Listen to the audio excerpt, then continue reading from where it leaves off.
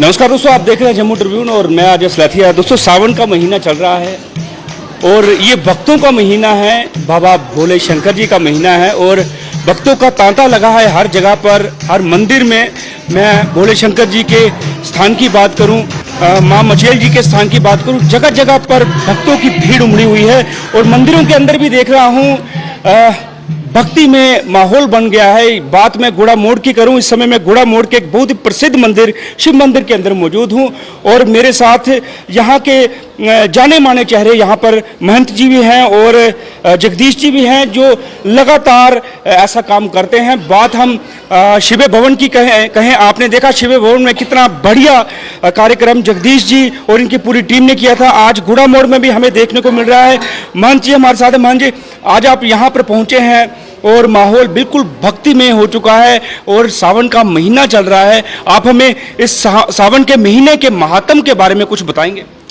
देखिए, बोल शंकर भगवान की जय। सबसे पहले मैं सलासी साहब आपको बड़ा साधुवाद देता हूँ कि आप यहाँ पर पहुँचे हुए हैं और जहाँ भी धार्मिक समागम होता आप पहुँचते हैं।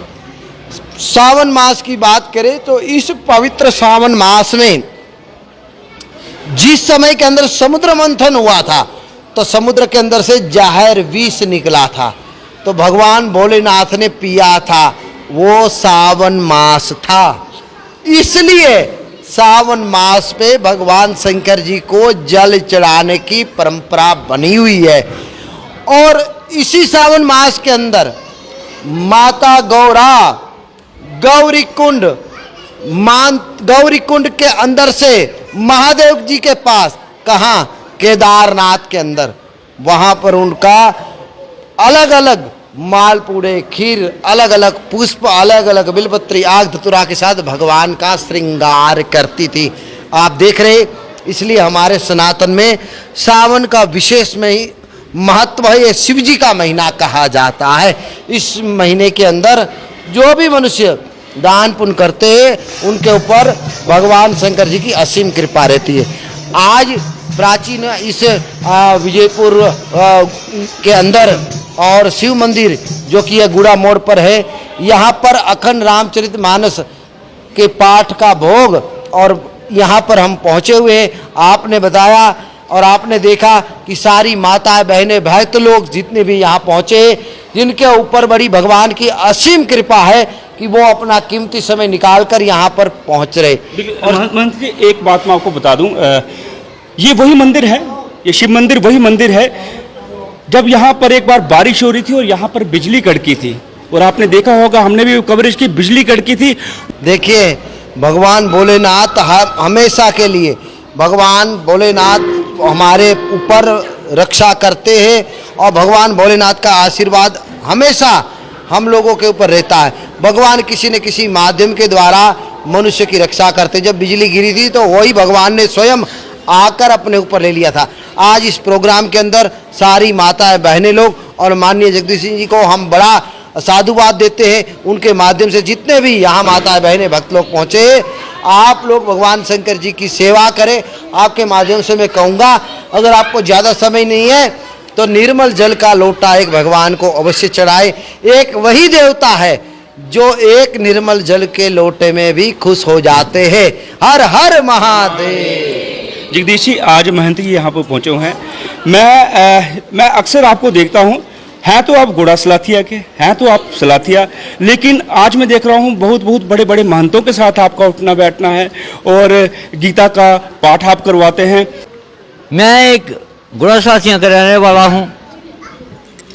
मेरे गुरुजी द्वारकानाथ शास्त्री से उन्होंने जो कुछ मुझे दिया, आज वो ही बुखा रहा हूँ। मेरे में कोई समर्था ऐसी नहीं कि मैं एक राजपूत फैमिली में पैदा होके पंतों की तरह बातें करता हूँ और इन माताओं को सिखाता हूँ। मेरे गुरु की कृपा से मुझे रामायण कंठ याद हो गया। मैं रामायण को नहीं पढ़ता, मैं ऐसे ही माताओं को सुनाता हूँ कि भगवान राम का चरित्र। तो मैंने ये धारणा की थी कि आज लास्ट दिन महाराज जी को बुलाऊं, दत्त जी को बुलाऊं और इनके हाथों से ही रामायण पाठ का समाप्त करूं। बिल्कुल, और गिरी जी महाराज पहुंच भी जाते हैं। और मैं देखो आप एक बार वहां पे बुलाया, वहां पे भी पहुंच गए, और आज मैं देख रहा हूं यहां पर भी पहुंच के। मैं आपको अपने माध्यम से बता दूं, कल आखिरी सोमवार है। जिस प्रकार गिरी जी महाराज ने कहा कि जल का लोटा चढ़ाइए, और जिसने नहीं चढ़ाया है वो सोमवार में जल का लोटा अवश्य चढ़ाइए। अरे हमारे पास साक्षात छोटा काशी है, परमंडल है, उत्तरवैनी है।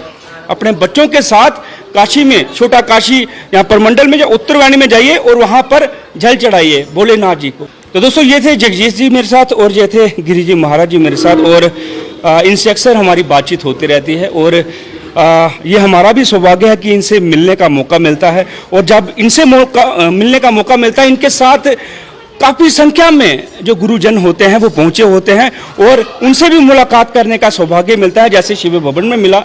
ऐसी जगहों पर अपने बच्चों को अवश्य लाना चाहिए। अगर आप लाएंगे नहीं तो उनको कैसे पता लगेगा। जय हिंद, जय भारत, जय डुग्गर।